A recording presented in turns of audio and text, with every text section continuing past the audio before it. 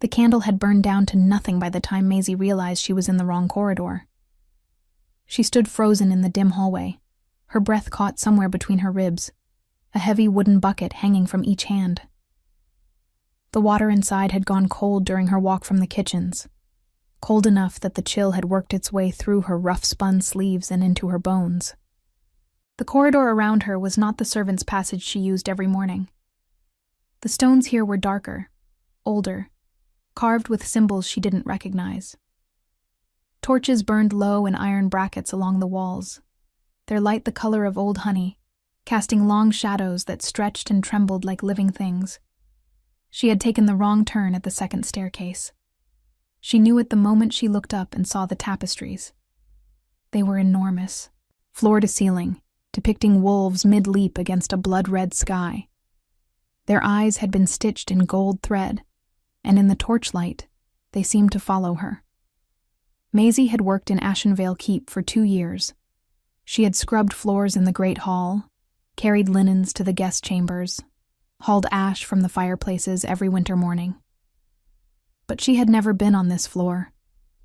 No servant had, if they were smart. This was the AlphaKing's wing.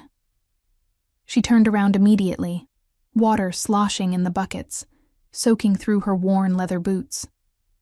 She needed to go back to the staircase, retrace her steps, reach the upper washrooms before the head steward noticed she was late. She could already hear his voice in her head, sharp, dismissive, laced with that particular cruelty reserved for those he considered disposable. "You are replaceable, girl. Every single one of you." She moved quickly, head down, the way she had trained herself to move through this castle. Small, invisible, unremarkable. She did not hear the door open behind her. She did not hear footsteps, because there were none. Only a presence, sudden and enormous, like the air itself had changed density. Maisie turned the corner and walked directly into a wall that breathed. The impact was instant and total. Her right shoulder struck something immovable, and the buckets flew from her hands. Water exploded across the stone floor in a wide arc, the crash of wood echoing down the corridor like a gunshot.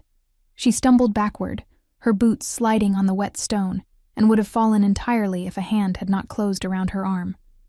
One hand, 5 fingers, a grip like iron wrapped in warmth. She looked up. The man standing before her was not what she expected a king to look like. She had heard stories, of course. All the servants had. King Draven of Ashenvale, last of the Vale bloodline, the alpha above all alphas. Cruel, they said. Cold. A man who had not smiled in years, who ruled his court through silence and the particular weight of his gaze. She had imagined someone older, someone draped in ceremony. He was not old. He was not draped in anything except a dark linen shirt, half unlaced at the collar, and riding trousers tucked into boots that had clearly been worn hard. His hair was black, still damp from what must have been a wash, pushed back from a face that was all angles, jaw sharp enough to cast shadow, brows pulled into a permanent severity. He was tall enough that Maisie had to tilt her head back to see him properly, and broad enough that he had fully blocked the corridor without meaning to. But it was his eyes that stopped her breath entirely. They were silver. Not gray. Silver. Like the flat side of a blade. Like ice over a deep river. And in the moment they found her face, something moved through them that she couldn't name. Not anger. Not annoyance. Something closer to terror. He released her arm as if the contact had burned him. He stepped back. 1 step, 2. His shoulder striking the wall of the corridor. His jaw tightened. The silver in his eyes flickered, then went very, very still. Maisie stood in the spreading puddle of cold water, her heart slamming against her ribs, every instinct in her body telling her to apologize and run. She had bumped into the AlphaKing. She had knocked water across his floor. She had touched him, or rather, he had touched her, catching her before she fell. But the result was the same. She opened her mouth to speak. I'm sorry. I took the wrong corridor. I didn't mean... What is your name? It was not a question. The words came out low and flat, carved from something harder than stone. His eyes had not left her face.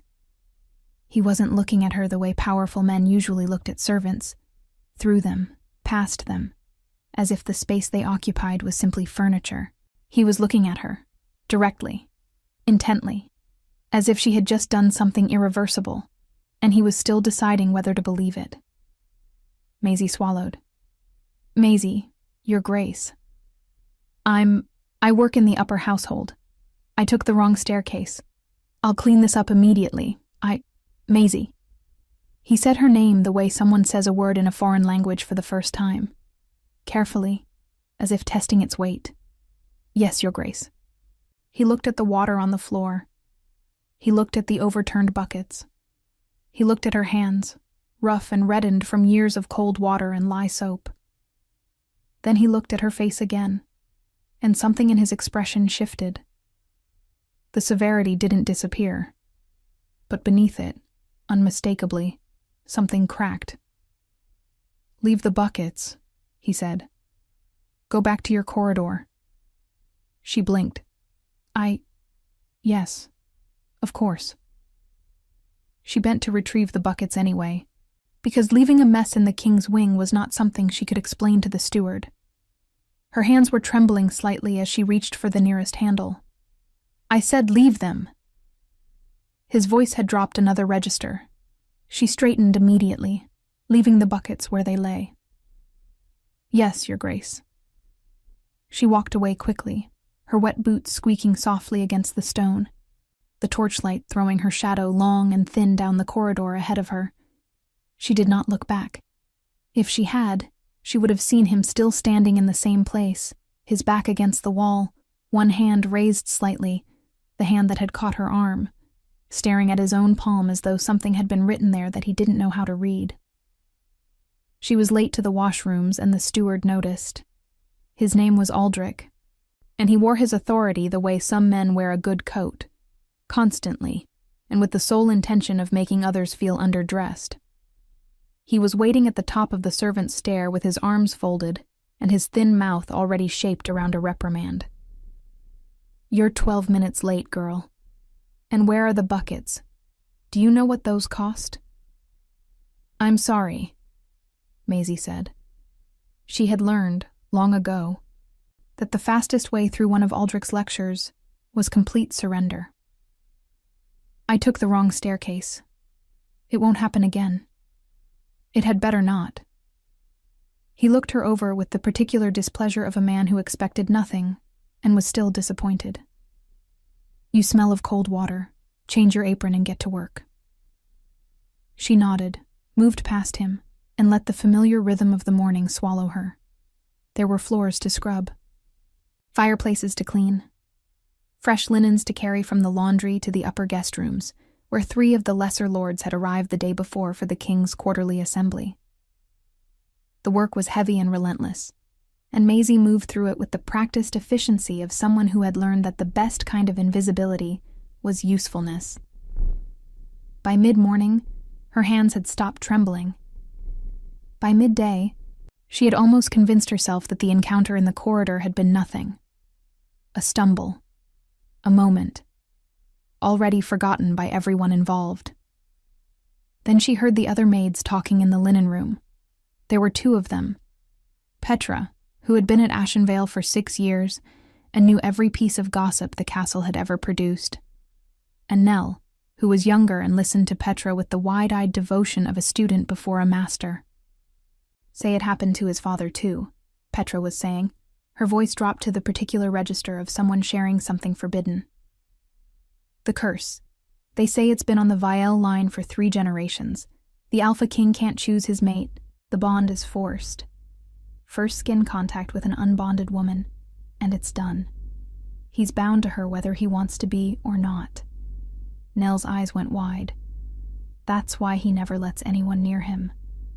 That's why his entire guard wears gloves, Petra said. That's why there are no women in his private court. He's been careful. 6 years on the throne and not one accidental touch. She paused, folding a sheet with practiced snaps. Can you imagine being the woman? Waking up one morning a scullery maid, going to sleep the Alpha Queen? Nell laughed. She'd be more likely to go to sleep in the dungeons. Maisie stood very still in the doorway, a stack of pillowcases pressed against her chest, and felt the blood leave her face. She thought of a corridor filled with golden torchlight. She thought of water on cold stone. She thought of a hand closing around her arm, 5 fingers, warm as a brand, and silver eyes that had watched her walk away with an expression she hadn't been able to name. She knew what it was now. It was the look of a man watching his entire world change, against his will, with nothing he could do to stop it. Oh no, she thought. Oh no. The rest of the day passed like a held breath. Maisie scrubbed floors, carried linens, emptied ash bins, all the while moving through the castle with the particular awareness of someone who has just learned the ground beneath them is not as solid as it appeared. She kept her head down. She spoke only when spoken to. She ate her supper in the corner of the servants' hall, with her bowl close and her eyes on the table, listening to the noise around her without hearing any of it. The curse. She turned the word over in her mind, the way one turns a stone in a river, carefully, feeling for edges. First skin contact with an unbonded woman. The words Petra had spoken in the linen room had lodged themselves somewhere behind her sternum and refused to leave. She told herself it meant nothing. She told herself the stories were exaggerated. Servants always exaggerated, filling the spaces between facts with drama and invention, because the truth of their lives was too plain to sustain them. She told herself that even if the curse was real, one accidental touch in a corridor didn't constitute anything. It couldn't. She told herself all of this very firmly, and she almost believed it, right up until the moment she returned to her small room at the end of the servants' corridor, and found a folded piece of parchment slipped beneath her door. She picked it up slowly. The paper was heavy, the kind used for official correspondence, not the rough gray sheets servants wrote their rare letters on. The wax seal had already been broken, which meant someone had opened it before delivery, or it had never been sealed at all. She unfolded it with hands that were steadier than she felt. You are summoned to the king's study, tonight, 1 hour after the evening bell. Come alone. Tell no one. There was no signature. There didn't need to be. Maisie sat on the edge of her narrow bed for a long moment, the parchment resting in her lap, and looked at the wall across from her. The plaster was cracked in a long diagonal line she had traced with her eyes every night for 2 years. She knew this room. She knew its smell. Old wool, tallow candles, the faint persistent damp that crept up from the lower kitchens in winter. She knew the sound the door made when it swelled in rain. She knew the exact angle of the draft that came through the window frame and lifted the corner of her blanket if she didn't tuck it properly. She knew this life. It was small and hard and sometimes lonely, but she knew every inch of it. She folded the parchment carefully and tucked it into her apron pocket. Then she stood, washed her face in the basin, smoothed her hair back as neatly as the worn pins would allow, and waited for the evening bell. The king's study was nothing like she had imagined. She had expected grandeur, heavy furniture, weapons mounted on walls, the deliberate display of power that she had seen in the rooms of lesser lords. What she found instead was a room that felt almost worn. The shelves that lined 3 walls were full to overcrowding, books stacked horizontally atop others that stood upright, scrolls wedged into corners, loose papers held down by stones and inkwells. A large map of the Northern Territories had been pinned to one wall and marked extensively in dark ink. Lines, boundaries, notations in a hand that was precise but clearly produced in haste. The fireplace was enormous and burning high, filling the room with the smell of pine resin and warm ash, and the desk before it was buried under the organized chaos of a man who worked constantly and alone. Draven was standing with his back to the door when she entered. He was looking at the map on the wall, his hands clasped behind him, still in the dark riding clothes she had seen him in that morning. A half-empty cup of something that smelled of bitter herbs sat forgotten on the edge of the desk. He did not turn around when she came in. "Close the door," he said. She did. The silence that followed was the particular kind that has weight, not empty, but full of things not yet said. Maisie stood near the door with her hands folded in front of her and waited. She was good at waiting. It was one of the few skills her years in service had refined to something approaching elegance. Finally, he turned. In the firelight, he looked different than he had in the corridor, less like a wall and more like a person, still formidable, still carrying that particular gravity of someone accustomed to being the most dangerous presence in any room. But there was something behind his eyes now that had not been there before. Something she recognized, though she would not have expected to find it on his face. Exhaustion, not the tiredness of a man who hadn't slept. The exhaustion of someone who had been carrying something heavy for a very long time. "Sit," he said, gesturing to one of the two chairs before the fire. She sat. He did not. He remained standing, which she understood as a reflex. Men like him did not place themselves at the same level as servants unless they intended something by it. "You heard something today," he said. It wasn't a question. "Or you already knew?" She considered lying. It would have been the safer choice. Simpler, cleaner, easier to maintain. But she had the feeling that lying to this man would be immediately apparent, and that the consequences of being caught in it would be considerably worse than the consequences of honesty. "I overheard two of the other maids talking," she said, "about the curse." He absorbed this without visible reaction. "And what exactly did they tell you? That the first unbonded woman you touch is bound to you? That you've been careful to prevent it for 6 years?" She paused. That this morning was the first time. Something moved across his face. Brief, controlled, but she caught it. Not anger. Confirmation, maybe. The grim recognition of a man who had been hoping, against reason, that she hadn't heard. "Then you understand why I summoned you," he said. "I'm not sure I do, Your Grace." He looked at her then, really looked, the way he had in the corridor, direct and unrelenting. "I need to know if you felt anything." The fire crackled between them.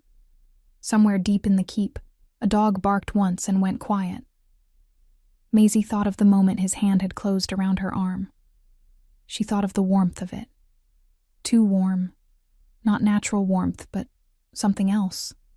Something that had moved from his palm into her skin and stayed there. A sensation she had assumed was simply shock. She thought of how, even after returning to her room, she had been aware of that arm all day. Not painfully. Just aware. "I don't know what I felt," she said carefully. "I don't know what I'm supposed to feel." "Heat," he said. "Starting from the point of contact. A pull, like something inside you is reorienting. An awareness that doesn't go away." She said nothing. He read her silence correctly. He turned back to the fire and was quiet for a moment. When he spoke again, his voice had shifted, lower, stripped of its official distance. "This was not supposed to happen," he said. "I have been careful. For 6 years I have been careful, and in 30 seconds of a hallway He stopped. His hands, still clasped behind him, tightened. "I am not telling you this to frighten you. I am telling you because you deserve to understand what occurred." "What did occur?" she asked. He was quiet for long enough that she thought he might not answer. Then, "The bond has been initiated. Whether it completes or not depends on proximity, time, and on whether either of us acknowledges it." She felt something cold move through her chest that had nothing to do with the temperature of the room. "And if we don't acknowledge it?" He looked at her over his shoulder, His silver eyes reflected the firelight in a way that made them look molten. Then we proceed as if this morning never happened. You continue in your position. I continue in mine. We do not speak of it. We do not seek each other out. He paused. And in time it fades. Does it? She asked. Fade? Another silence. Longer this time. I don't know, he said. And the honesty in those 3 words was so unguarded, so plainly human, that it startled her more than everything else he had said. She looked at him, at the set of his shoulders, at the way he was staring into the fire like a man looking for an answer in the embers. And something shifted in her understanding of him. Not sympathy exactly, not yet. But the first small fracture in the image she'd carried all day of a cold, distant king who lived behind walls of silence and power. This man was afraid, not of her. Of the thing that had happened between them, of the way it had stepped around 6 years of careful prevention and found him anyway, in a hallway before dawn, through 30 seconds of ordinary accident. She stood from her chair. I won't tell anyone, she said. About the corridor, about this conversation, about any of it. He turned fully to face her then. I know, he said. And she wasn't sure if it was trust or a warning. She dipped her head, not quite a bull but close, and moved toward the door. Her hand was on the iron handle when his voice came again, quieter than before.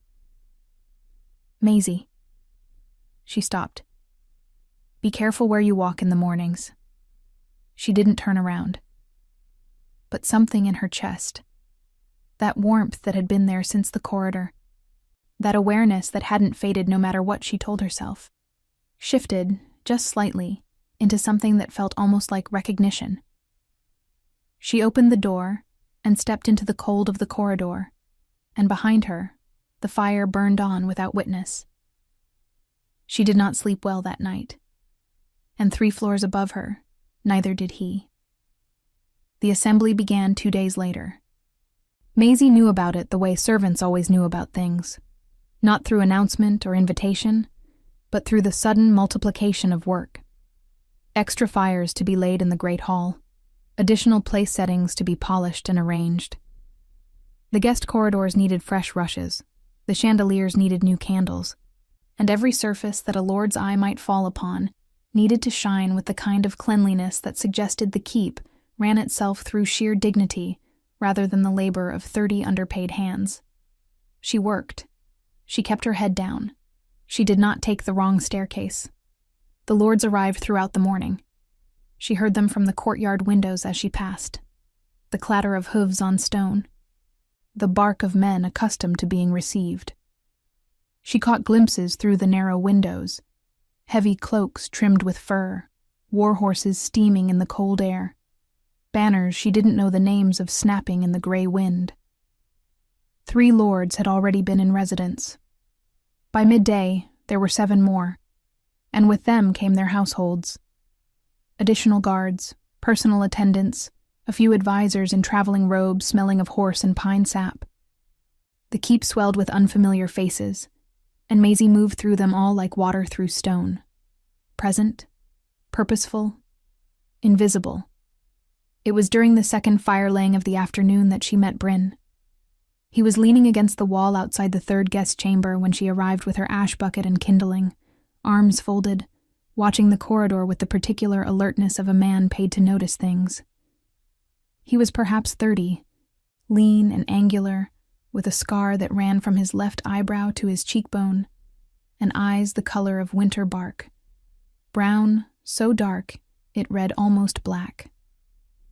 He wore the gray and black of Ashenvale's guard, but his posture had none of the rigid ceremony of the king's personal detail. He watched her approach with an expression that was not unfriendly exactly, but was the furthest thing from welcoming. Maisie, he said, when she was close enough. She stopped. I'm sorry. Do I know you? No, he said, but I know you. He held the chamber door open for her without being asked. which surprised her enough that she walked through without thinking to question it. He followed, closing the door behind them. "I'm Bryn, captain of the King's Interior Guard." She set her bucket down and began clearing the cold ash from the grate. "Interior Guard. I didn't know there was a distinction. Most people don't." He remained standing, watching her work with the air of someone who had questions he was deciding how to order. The exterior guard handles the gates, the patrols, the visible security. Interior guard handles everything inside the keep, the private corridors, the king's personal safety. He paused. Things that can't be managed from the outside. Maisie kept her hands moving, her eyes on the ash. "And you're telling me this because?" "Because 2 mornings ago, you were in a corridor you had no business being in," he said. There was no accusation in his voice. Just precision, the kind that comes from a man who has spent years sorting relevant information from irrelevant. "And something happened." She was quiet for a moment. The ash was cold and fine beneath her fingers, gray as old snow. "I took the wrong staircase," she said. "It won't happen again." "That's not what I'm asking about." He crouched down, bringing himself to her level, not in a way that felt aggressive, but in the way of someone who wanted to be seen as a person, rather than a position. Up close, his face was tired in the same way the king's had been. Long tired. Bone tired. "I've served Draven for 11 years, he said quietly. "I was 17 when his father died and he took the throne. I've watched him manage this curse for every one of those years. Watched him give up things that other men take for granted. Ease, closeness, the simple unconscious contact of a hand on a shoulder or a crowd pressing in." His jaw tightened briefly. "Do you have any idea how exhausting it is to live like that? To be afraid of your own skin?" Maisie sat back on her heels and looked at him.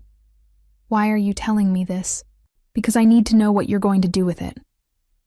I told him I wouldn't say anything. "I'm not worried about gossip." Bryn's dark eyes were steady, direct. "I'm worried about you, and about him." He held her gaze. "The bond doesn't just affect him, Maisie. It's not a leash he puts on someone else. It works in both directions. That warmth you felt, it's already in you too, isn't it?" It was not a question. She didn't answer, which was its own kind of answer. He nodded slowly, as if she'd confirmed something. "I've read everything written about this curse. Every record the Vale Library has on it. There are 3 documented cases.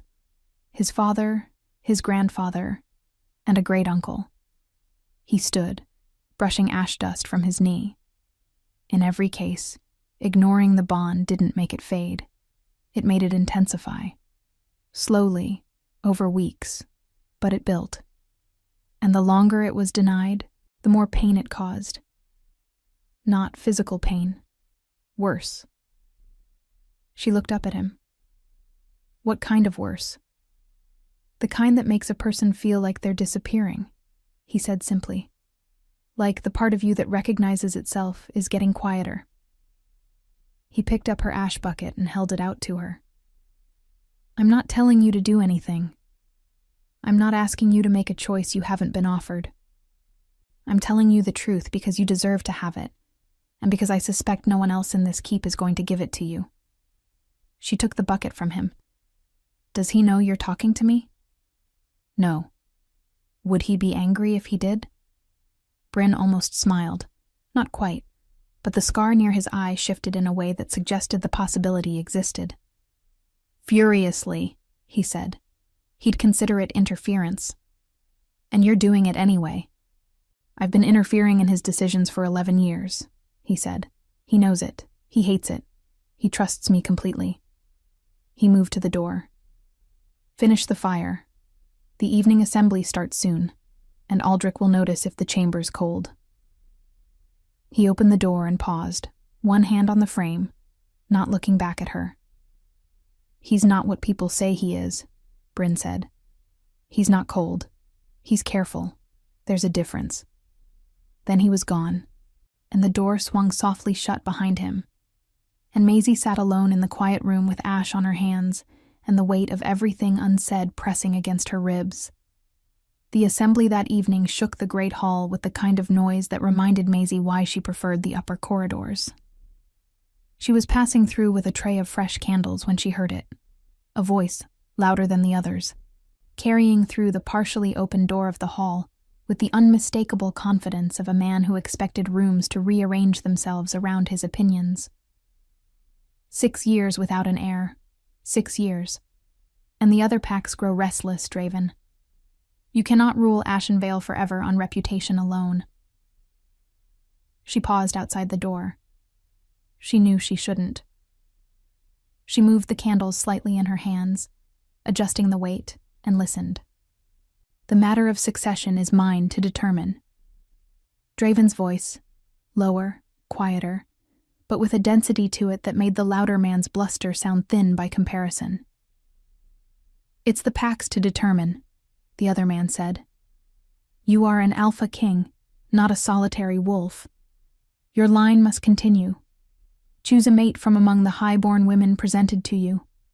Break whatever sentimental hold this curse has over your thinking, and—" Lord Kale. 2 words.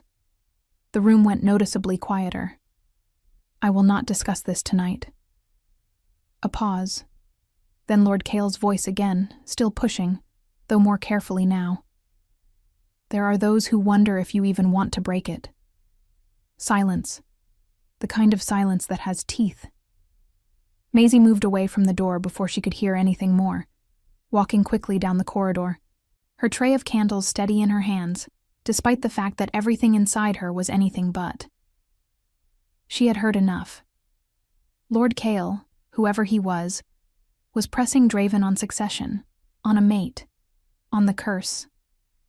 And his manner was not that of a concerned ally.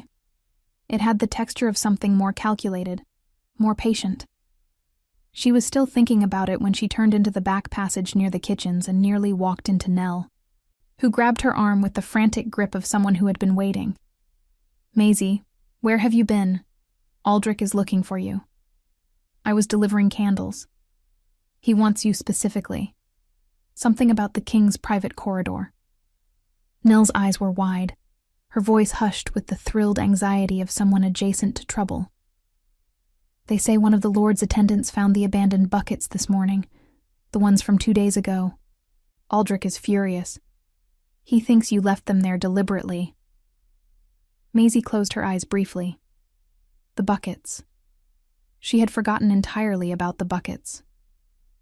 "He's saying he'll have you dismissed," Nell whispered. Maisie opened her eyes. She looked at the candles in her hands. Beeswax, expensive, the kind used in the upper halls, and thought about 2 years of cold mornings and ash-gray hands, and a narrow room with a cracked wall. She thought about Bryn's voice. The part of you that recognizes itself gets quieter. She thought about silver eyes reading her face in firelight. "Where is Aldrich?" she said. "Upper servants' hall," Nell said. "Maisie, if he dismisses you in winter, where will you—" "I'll be fine," she said. And she walked toward the upper servants' hall with the candles still in her hands, her back straight, her boots quiet on the stone, and something new and unnamed settling into her chest where the fear used to be. Aldrich was not alone. That was the first thing Maisie noticed when she stepped into the upper servants' hall. She had expected to find him in his usual posture of administrative displeasure, arms folded, mouth already shaped around a dismissal, enjoying the particular power that came from ruining someone's security in winter. Instead, he was standing near the far wall with the rigid discomfort of a man who had recently been spoken to by someone considerably above his station, and beside him, leaning against the stone with his arms crossed and his dark eyes fixed on the door, was Bryn. Aldrich turned when she entered. His expression cycled through several things quickly. Relief at having found her, anger at her lateness, and then something more uncertain when he registered that Bryn was watching the exchange with careful attention. "There she is," Aldrich said, landing on brisk authority as his safest option. Maisie, do you want to explain to me why 2 of the keep's water buckets were found abandoned in the king's private corridor 2 days ago? Do you have any idea what it cost in? The buckets are not the issue. Bryn's voice was quiet and entirely final. The way a door closing is quiet and entirely final. Aldrich stopped speaking mid-sentence. The girl took a wrong turn in an unfamiliar corridor and was redirected by the king himself. The buckets were left at his instruction. He held Aldrich's gaze with the patience of someone who had spent years making small men understand their size. Unless you would like to bring a complaint about the king's instructions directly to the king. The silence that followed was almost architectural. Solid. Load-bearing. Of course not, Aldrich said stiffly. Good. Bryn pushed off from the wall and looked at Maisie. You're reassigned. Effective tomorrow morning. Upper East Wing, the king's private household staff. Report to the East Corridor at dawn. He said it as though it were routine, as though it were simply a matter of efficient staffing. Maisie stared at him. Aldrich stared at him. The king's private household, Aldrich repeated, with the tone of a man watching something he doesn't understand happen directly in front of him. Is there an echo in here? Bryn said pleasantly, and walked out.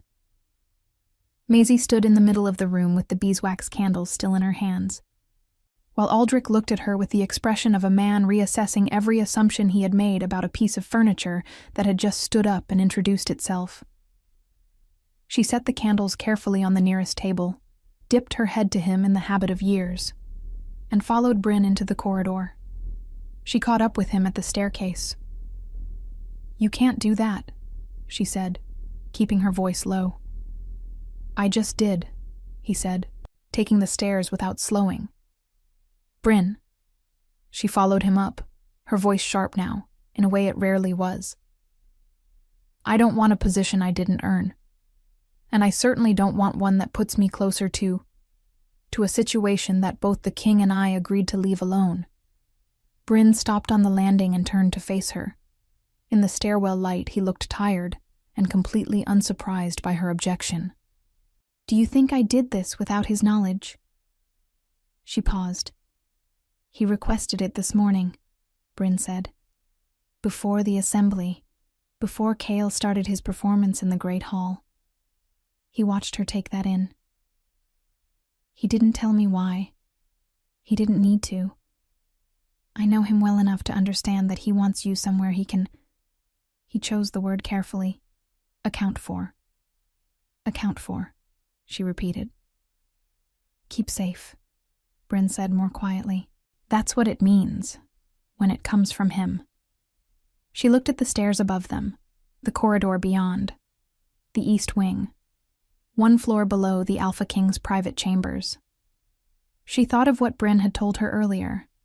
The bond doesn't fade, it builds. And she thought of Lord Cale's voice pressing through the door of the great hall like smoke under a threshold. There are those who wonder if you even want to break it. What does Lord Cale want? She asked. Bryn's expression shifted, something careful moving behind his eyes. What makes you ask about Cale? I heard him in the hall tonight. He was pushing Draven about succession, about choosing a mate. She held Bryn's gaze. He wasn't concerned. He was positioning. Bryn was quiet for a moment, and in that moment she watched him recalibrate something. His assessment of her, perhaps. Cale leads the Southern Pack Coalition, he said finally. 4 packs, significant territory, considerable influence at the assembly. He has a daughter. 23, unbonded, presented at court twice in the past 2 years. He paused. If Draven were to take a chosen mate from among the highborn, officially breaking the curse's claim by acknowledging a different bond, Cale's daughter would be the obvious candidate. And that would give Cale enormous power, Maisie said. It would essentially give him the North, Bryn said simply. He studied her face. You're quicker than you let people see. She didn't answer that. Is that why the curse matters to him? Not tradition, Not the king's well-being, just power? With men like Kale, it's always just power. He resumed climbing the stairs. Report to the east corridor at dawn. Someone will show you your new duties. They are not dramatically different from what you've been doing. The work is the work. But the location matters. He reached the top of the stairs and paused once more, looking back at her over his shoulder. And Maisie, if anyone, a lord, an attendant, anyone you don't recognize, asks you questions about the king's movements or his habits, you come to me directly. Not Aldrich. Me. The seriousness in his voice made the back of her neck prickle. Has something happened? Not yet, he said. And the shape of those two words told her everything she needed to know about what he was expecting. Her new room was larger than the old one. She discovered this just before midnight, when a younger girl from the household staff led her wordlessly through the east wing and opened a door onto a chamber that, by the standards of servant quarters, bordered on generous. A real fireplace, small, but functional, already laid with fresh wood. A bed with 2 blankets instead of 1. A window with actual glass instead of oiled cloth. She stood in the doorway for a moment, looking at it. The king's household staff has always been kept comfortable, the girl said, in the tone of someone reciting information they've been asked to deliver. His orders, since he took the throne. He said... She paused, as if deciding whether to include this. He said people work better when they're not cold. Maisie stepped inside and set her small bundle of belongings on the bed. What's your name? Sarah. Thank you, Sarah. The girl left, and Maisie sat on the edge of the new bed and looked at the fireplace. The wood caught slowly, a small, tentative fire that built in confidence as she watched it. She thought about a man who had spent 6 years constructing elaborate systems of distance and protection, who wore loneliness like armor, who had walked a corridor half-dressed before dawn because he couldn't sleep. She thought about the way he had looked at his own hand in the corridor, not with anger, but with something closer to grief. She had not asked for this. She had taken a wrong turn on a cold morning with 2 buckets of water, and now she was sitting in a better room than she had ever had in this keep. And somewhere 3 floors above her, the AlphaKing was managing an assembly of wolves who wanted to control him, and the only person in the building who seemed to be telling her the full truth was a scarred guard captain with tired eyes and 11 years of loyalty. She lay down without undressing, pulled both blankets over herself, and stared at the ceiling. The warmth from the corridor was still there, that low, persistent awareness in her arm, her shoulder, her chest. She had stopped trying to convince herself it was nothing. Bryn had named it, and named things had a way of becoming real. She thought about what he had said. He's not cold, he's careful. There's a difference. She was beginning to understand the difference. She wasn't sure yet whether understanding it made things easier or considerably more complicated. Above her, in the walls of the keep, something shifted. A sound like a door, or the wind finding a new way in. She listened to it until it faded. Then, for the first time in 2 days, she slept without waking. She didn't know that on the other side of the keep, in the great hall that was finally emptying of lords and their noise, Lord Kale sat alone at the long table with a cup of wine he hadn't touched, watching the fire burn down. He was not thinking about succession. He was not thinking about his daughter. He was thinking about a servant girl in a plain apron who had been reassigned to the king's private wing with no formal explanation, and about the way the king's guard captain had shut down Aldrich's complaint before it had properly begun. He was thinking about timing, about leverage, about how curses, properly understood, were not obstacles. They were opportunities. He lifted the wine cup finally, and drank slowly, and smiled at the dying fire. 3 days into her new position, Maisie learned that the king woke before anyone else in the keep. She knew this because the east corridor fireplace, the one that served the small antechamber outside his study, needed to be laid at first light, and first light in Ashenvale came early and cold in the belly of autumn. She had expected to work in silence, in an empty corridor, the way she had always worked. Instead, on her third morning, she rounded the corner with her kindling basket and found the study door already open and a line of amber light cutting across the stone floor. She hesitated for exactly one breath. Then she continued to the fireplace, crouched down, and began her work. She heard him moving inside the study, the quiet turn of a page, the soft knock of a cup set down. No words, no acknowledgement. But the door stayed open, and she understood that as deliberate. A man who controlled every variable of his environment did not leave doors open by accident. She built the fire in silence. When it caught, she stood and gathered her basket.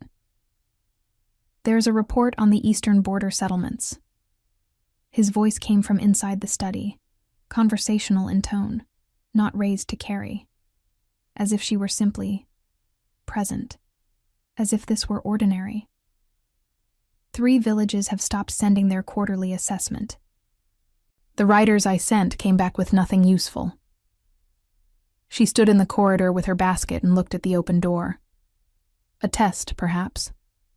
Or not a test. Something less calculated than that. Something more like a man who had spent 6 years speaking primarily to guards and advisors suddenly finding himself near someone he didn't need to perform for. "Have the writers gone back a second time?" she asked. A pause. "No. Then you don't know if the villages are resistant or simply unable," she said. "Winter comes early in the eastern settlements. If the harvest failed, they may not have the assessment to send. The silence might not be defiance." Another pause. Longer. "That is not the interpretation Lord Kale offered," Draven said. "What interpretation did Lord Kale offer?"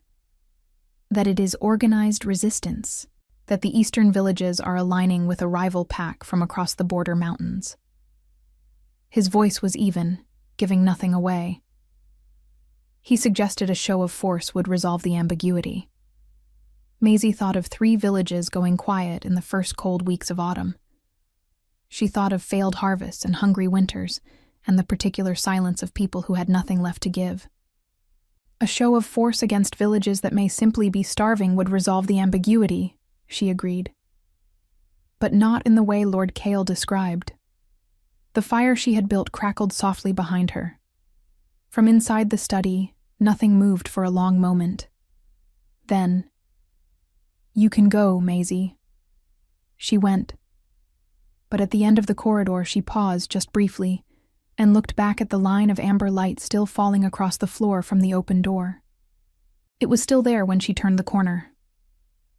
By the 5th day, the open door had become a pattern. She did not initiate conversation. She never lingered. She came. She worked. And if he spoke, she answered honestly and without performance.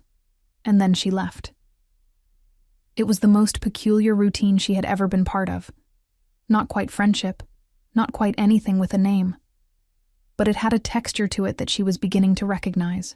The texture of 2 people carefully, cautiously learning the shape of each other without admitting that was what they were doing. On the 6th day, Bryn found her in the linen corridor and fell into step beside her with the ease of a man who had decided they were past formality. "Kale is moving faster than I expected," he said, without preamble. "What has he done?" "Not done, arranged." Bryn's voice was low, his eyes on the corridor ahead. "He's requested a formal presentation of his daughter, Lady Seren, to the king. An official introduction, before the assembly closes. He's framing it as social courtesy, but the request was delivered in writing with 2 witnesses and filed with the assembly record." Maisie understood immediately. So there's a formal record that the introduction was offered. And if Draven refuses, there's a formal record of that refusal, which Kale can use to paint him as unstable. A king too governed by a servant's curse to perform basic court functions. Bryn's jaw was tight. And if he accepts the introduction... "Proximity," Maisie said. "A highborn, unbonded woman, formally presented in close quarters." She paused. "Would it Could a second contact override the first bond?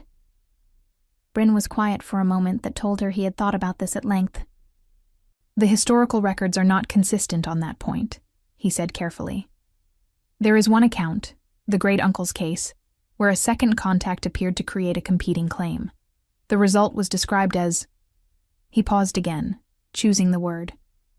Destabilizing, for both women, and for him. Destabilizing how? Pain, he said simply. Confusion. The bond is not a rational thing, Maisie. It doesn't negotiate. Competing claims on it don't cancel each other. They compound. She walked in silence for a moment, letting that settle. Cale knows this. Cale has read the same records I have, Bryn said. He knows exactly what a second contact would do. He's not trying to give Draven a better option. He's trying to destabilize him enough to make him dependent on Cale's support to function. He stopped walking and turned to face her. He needs Draven weakened. A king managing a fractured bond, in pain, unable to focus. That king needs allies, and Cale is very good at being the ally people turn to when they're desperate. Maisie stood in the stone corridor with the linen basket against her hip, and felt the pieces arrange themselves into a shape that was colder and cleaner than she had wanted it to be. What does Draven know about this? I told him this morning. And Bryn's expression was something she couldn't fully read, frustration, and something older beneath it. He told me to let the presentation proceed, that refusing would appear as weakness. He's right, she said. He's also walking into exactly what Cale wants. He's right about that too, she said, which means the answer isn't refusing the presentation. She shifted the basket, thinking. The answer is making sure the presentation doesn't accomplish what Cale needs it to. Bryn looked at her steadily. What are you suggesting? I don't know yet, she said honestly. But I know what Cale is relying on. He's relying on Draven being alone in that room with Lady Seren, on the presentation being a private social courtesy. She looked at Bryn. Is there a protocol that would require witnesses? Something that would make the introduction a formal assembly event, rather than a private one? Bryn was quiet for 3 full seconds. Then something shifted in his face. Not quite a smile, but the architecture of one. There is an old assembly statute, he said slowly. Any formal introduction made on record must, if requested by the receiving party, be conducted before the full assembly rather than in private. It was written to prevent exactly the kind of political maneuvering Cale is doing. Private introductions used to create implied obligations. Has it ever been invoked? Once. 80 years ago. He paused. Draven would have to request it himself. Then someone needs to tell him about it. Bryn studied her face for a long moment. The corridor was quiet around them. Dust motes drifting in the thin light from a high window. I've served him for 11 years, he said. I've given him information, counsel, strategy. He listens because he trusts me. He paused. But there are things he hears differently depending on who says them. I've told him about Cale's maneuvering and he received it as a tactical problem. His dark eyes were direct. If you told him what you just worked out in 30 seconds of a corridor conversation, he would receive it differently. Because I'm the maid who bumped into him, she said flatly. Because you're the person the curse chose, he said, with a gentleness that was somehow more uncomfortable than bluntness would have been. Whether either of you is ready to think about it that way or not. She looked at the floor for a moment. The stone was old and worn smooth by decades of feet, servants' feet mostly, people moving through the castle's invisible infrastructure of labor and silence. She thought about what it meant that this floor knew her boots, that this keep knew her hands, that she had poured 2 years of herself into the walls of this place and been, not invisible exactly, but unremarked, the way furniture is unremarked. She thought about a man standing at a map on a wall, hands clasped behind his back, alone in the amber light before dawn, carrying 6 years of careful solitude like a kept promise to a curse he never chose. "I'll talk to him," she said. She found him in the training yard. She had not known he trained in the afternoons. Another piece of him she was assembling slowly, without meaning to. He was alone, which surprised her, working through a series of movements with a short blade that were too fluid and deliberate to be called practice. It looked more like thought, like a man working something out through his body because his mind had been at it too long.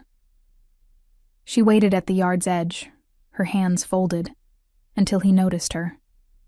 He stilled, looked at her across the yard. The blade lowered to his side.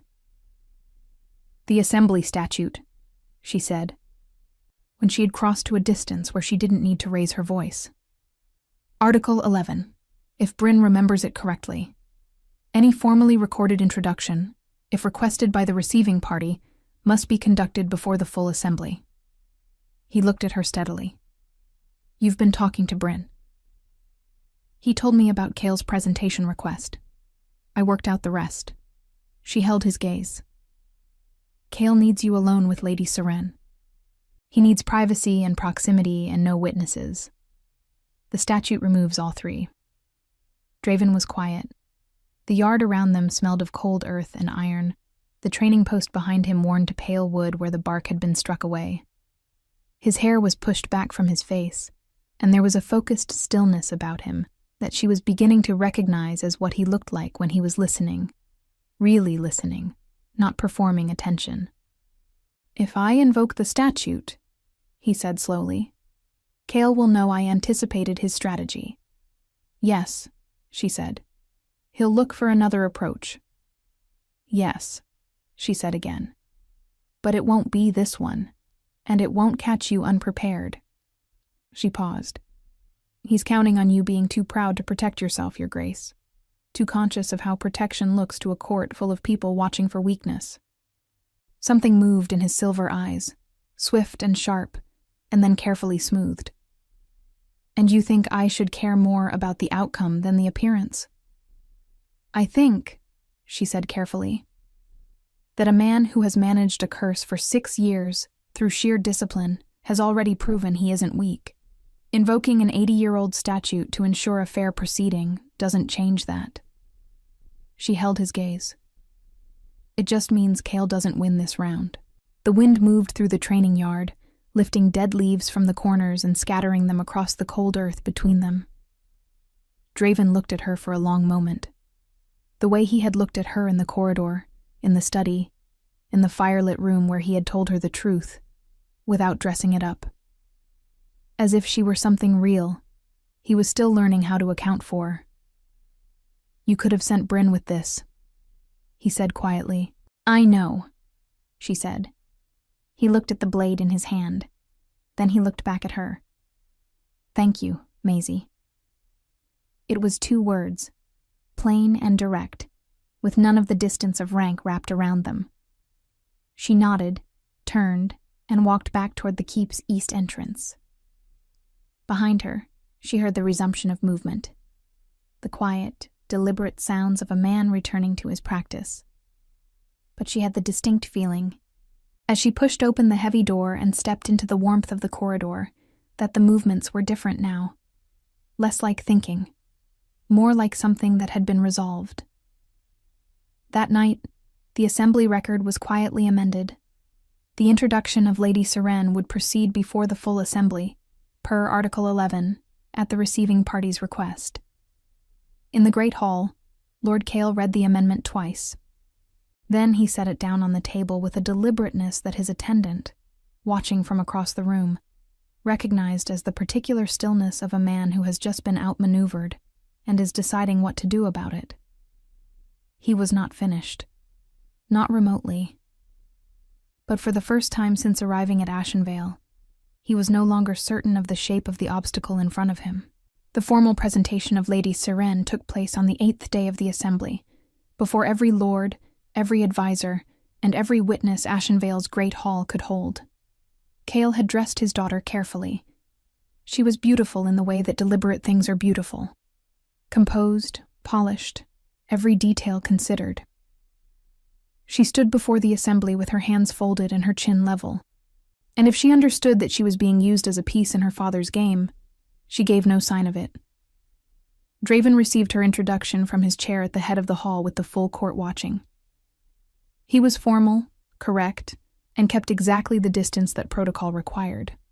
No contact, no proximity beyond what ceremony demanded. When it was done, he thanked Lord Kale with the precise courtesy of a man who owes nothing and knows it. Kale smiled through the entire proceeding.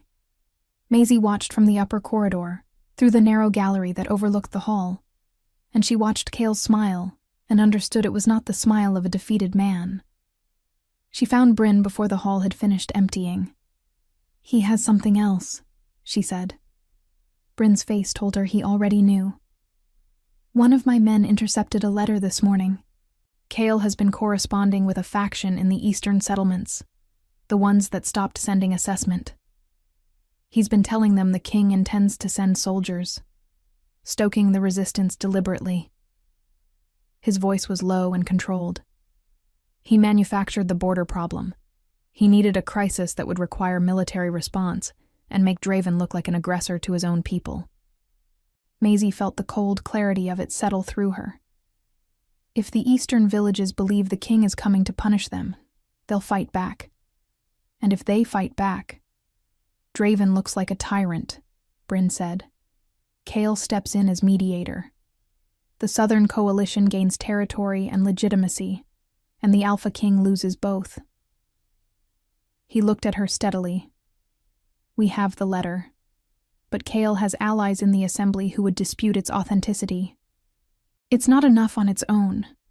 What would be enough?" "Kale admitting it," Bryn said, "or someone who witnessed the correspondence directly." They looked at each other. "Lady Seren," Maisie said quietly. Bryn was still. "She may not know, or she may know everything and be waiting for someone to ask her directly," Maisie said. "She didn't choose this any more than I did. She asked to speak with Lady Seren through the formal channel of household courtesy. A maid requesting to deliver refreshments to a lady's chamber, the most invisible possible request. Seren received her alone, which told Maisie something. A woman who accepted a servant's visit without her father's attendant present was a woman who understood privacy. Lady Seren was younger up close. 23, Bryn had said, and she looked it in a way she hadn't from a distance. Something unguarded about her eyes. Something tired. Maisie set the tray down and looked at her directly. "My lady, I won't pretend this is about refreshments." Seren looked at her for a long moment. "You're the maid," she said, not unkindly. "The one my father has been watching." "Yes." "He told me about the corridor," Seren said. "About the accident. He said you were the problem he needed to solve." She looked at her hands. "He says that about most things, people included." "Did he tell you about the eastern settlements?" Maisie asked carefully.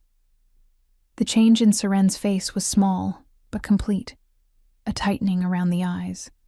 A stillness that replaced the tiredness. "What about them?" "That he's been writing to a faction there, telling them the king intends military action." Seren was quiet for a long time. Outside her window, the wind moved through the courtyard below, carrying the smell of coming snow. When she finally spoke, her voice was very even. "He dictated 3 letters in my presence. I assumed they were assembly correspondence." She paused. "He didn't tell me what they contained." "Would you be willing to say that? Before the assembly?" Another long silence. Maisie waited, the way she had always waited, without pressure, without filling the space. "He's my father," Seren said finally. "I know," Maisie said, "and he has arranged my entire life around his ambitions." Her voice didn't break. It just became very precise. The way things become precise, when someone has been thinking them for a long time, and finally says them aloud. "I have been presented at court twice. I have been dressed and positioned and introduced like a piece on a board." She looked at Maisie directly. I did not come to Ashenvale to be the instrument of a man's destruction. I came because I had no choice. You have a choice now, Maisie said quietly. Serene looked at the tray of untouched refreshments. Then she straightened in her chair, and something in her posture shifted, subtle but unmistakable. Like a woman setting down a weight she'd been carrying so long, she'd forgotten it wasn't part of her. Tell the guard captain, she said, that I will speak before the assembly tomorrow. Lord Kale's unraveling was not dramatic. That was what Maisie remembered most afterward. How quiet it was. Seren stood before the assembly and stated simply what she had witnessed. 3 letters, dictated by her father, addressed to named leaders in the eastern settlements. The content, as she understood it from fragments she had heard, concerned the king's military intentions that did not exist. Bryn presented the intercepted letter. 2 of the assembly lords, sensing the tide, confirmed that they had also received unusual correspondence from Kale regarding the eastern situation. Kale stood and denied it. He was composed, credible, and completely alone. Draven listened to all of it from his chair at the head of the hall, without speaking, until every voice had finished. Then he spoke for 4 minutes, quietly, without theater. And when he was done, Lord Kale's credentials before the assembly had been formally suspended pending investigation, and the eastern settlements would receive an envoy carrying food stores and a formal inquiry rather than soldiers. It was not a spectacular defeat. It was the kind of defeat that lasts. Maisie was not in the hall for any of it.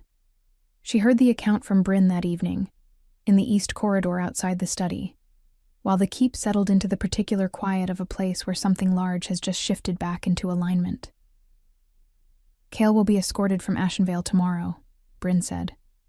His daughter has requested to remain. The king granted it. He looked at Maisie sideways. Her idea, or yours? Hers, Maisie said. Entirely. He nodded. You know what happens now. She did. The assembly would close. The lords would leave. The keep would return to its rhythms. And the question that had been suspended between corridors and open doors and amber firelight for 9 days would still be there, unanswered, patient as stone. Bryn, she said, does the bond, if it's acknowledged, if both people acknowledge it, what does that look like? He was quiet for a moment. According to every record, he said carefully, it looks like a choice, made clearly, without pressure, by both people. He looked at her. That's all it is. A choice. She nodded. She looked at the line of light under the study door. Go, Bryn said, not unkindly. I'll be insufferably pleased about this for years. You might as well let me start now. Despite everything, she almost smiled. She knocked on the study door. Come in, he said. She opened it and stepped inside. The fire was high, the room warm, the map on the wall newly marked with what she suspected were corrections, the eastern settlements redrawn perhaps, their status amended. He was standing at the desk, and he turned when she entered, and for a moment neither of them spoke. She had thought about what she would say. She had prepared nothing, in the end, because preparation felt like a kind of dishonesty she didn't want to bring into this room. I'm not asking for anything, she said. I want you to know that first. I'm not here because of the bond, or what Bryn told me, or what the records say happens if it's ignored. She held his gaze. I'm here because for 9 days I have watched you govern alone, and sleep badly, and carry 6 years of careful loneliness, like it was the only responsible option. And I wanted to tell you, plainly, without any of the distance we've been using, that I see that, and I don't think it has to stay that way. The fire moved between them. Draven looked at her with those silver eyes that she had learned, over 9 days, to read a little. Not fully, not yet, but enough to know that what was in them now was not coldness, was not distance, was something careful and enormous and very, very tired of being held back. Maisie, he said, the way he always said her name, like something he was learning the weight of. Yes, she said. I don't know how to do this, he said. Any of it. I've spent 6 years making sure I would never have to. I know, she said. I don't know how either. He was quiet for a moment. Then he crossed the room. Not quickly, not with any of the authority she associated with his public presence, but with the careful deliberateness of a man doing something he has thought about for a long time. And he stood before her, and he held out his hand. Open. Palm up. A question, not a command. She looked at it. She thought of the corridor, of cold water on stone, of an accidental touch that had started all of this without asking either of them. She thought of Bryn saying it looks like a choice, made clearly, by both people. She placed her hand in his. The warmth was immediate. The same warmth from the corridor, but settled now, quieter, like a fire that has found its hearth. His fingers closed around hers, and he exhaled slowly, and she felt the tension in his hand ease in a way that told her it had been held rigid for a very long time. They stood there in the fire-lit study, in the quiet of the keep after a storm, and it was not a grand moment.